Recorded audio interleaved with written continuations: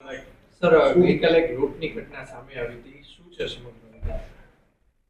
ગઈકાલે 13/8ના રોજ Rajkot city control રૂમમાં એક વર્દી આવેલ હતી કે એક એક્સેન્ટ ગાડીની અંદર એક જગદીશભાઈ ચૌહાણ કરીને ઈસમ છે એ પોતાના આંગળીયા પેઢીના અમુક પૈસા લઈને નીકળી રહ્યો હતો. એ સમયે ત્રંબાની આસપાસ એક બ્લેક કલરની ગાડીની અંદર 3 લોકો આવ્યા અને હથિયાર દેખાડીને આ જે આખું જે પૈસા હતા એમની પાસે આશરે 35 લાખની આજુબાજુ તે લૂંટીને જતા રહ્યા. આ આખી બાતમી મળી એટલે તુરંત જ તે પોલીસ ડિપાર્ટમેન્ટની વિવિધ ટીમો છે, crime branch, LCB, local police સ્ટેશને તમામ લોકો તપાસમાં લાગી ગયા હતા.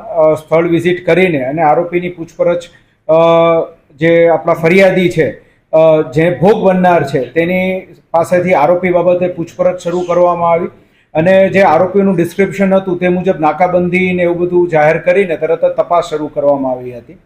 એ દરમિયાન જે પૈસા જેના હતા એવા સુમિતભાઈ પટેલ નાઓ દ્વારા આજીડેમ પોલીસ સ્ટેશન ખાતે ફરિયાદ આ બાબતે નોંધવામાં આવી અને લૂંટની ફરિયાદ દાખલ કરીને આગળ તપાસ શરૂ કરી દેવામાં આવી.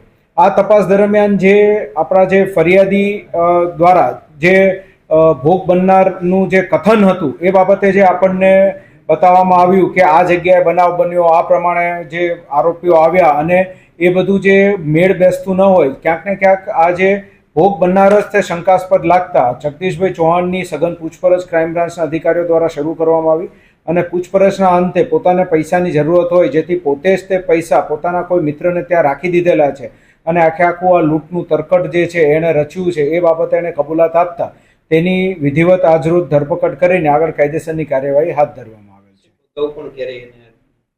અગાઉ પણ એણે 9 લાખ રૂપિયાની ઊંચાપાત કરેલી હતી અને એ બાબતે પણ અરજીને એવું બધું થયેલું છે એ અમારા ધ્યાન પર આવેલું છે.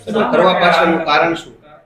આ જે જગદીશભાઈ ચૌહાણ છે તે પૂર્ણ ઢસાના રહેવાસી છે અને તેઓને દેવું થઈ જતા તેમણે આખો આ પ્લાન કર્યો હતો. પોતે 10 વર્ષથી આ આંગળીયા પેઢીની અંદર કામ કરતા હોય એટલે એમને ખ્યાલ હતો કે કઈ પ્રમાણે આ જે આંગળીયા પેઢીનો વ્યવહાર ને બધું થતું હોય જેથી એમણે આખો પ્લાન કરી આ વસ્તુ કરી હતી. આરોપી સાથે અન્ય કોઈ જોડાયેલું છે? હાલ આજે આરોપીની ધરપકડ કરવામાં આવી છે અને પૂછપરછ શરૂમાં છે. અત્યાર સુધી તો આપણને એવું કંઈ ધ્યાન પર નથી આવ્યું કે કોઈ એની સાથે બીજું કોઈ જોડાયેલું હોય, પરંતુ આ બાબતે આગળ કોઈ જોડાયેલું હશે એ બાબતની માહિતી મળશે તો તેના વિરુદ્ધ પણ ધોરણસરની કાર્યવાહી હાથ ધરવામાં આવશે. પોલીસને પણ ગેરમાર્ગે દોરે છે આવા તત્વો, ત્યારે પોલીસ આમાં કોઈ વધુ કલમ ઉમેરે? આની અંદર પોલીસને એણે ખોટી માહિતી આપેલી છે એટલે એને ધ્યાનમાં રાખીને જ તે આપણે આગળ એની વિરુદ્ધ કાયદેસરની કાર્યવાહી હાથ ધરીશું અને એણે કબૂલાત પણ કરી છે એટલે ખોટું બોલતો તો જે કંઈ બી એણે આપણી પાસે કંટ્રોલ વર્ધીને બધું છે એ બધું ખોટું બોલતો હોય તો એ બાબતે પ્રૂફ તરીકે આપણે એને પણ આની અંદર કેસ કાગળોમાં સમાવેશ કરીશું.